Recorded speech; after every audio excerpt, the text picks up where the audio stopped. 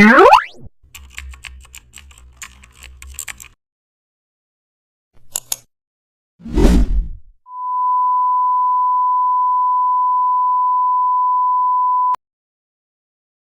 back to the channel. Don't forget to like, share, and subscribe my channel.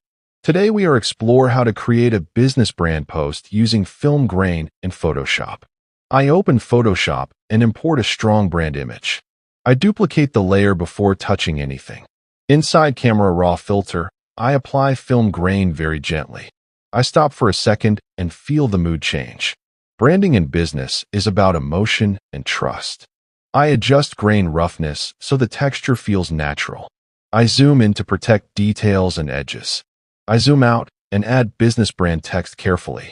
The final post feels confident, memorable, and premium.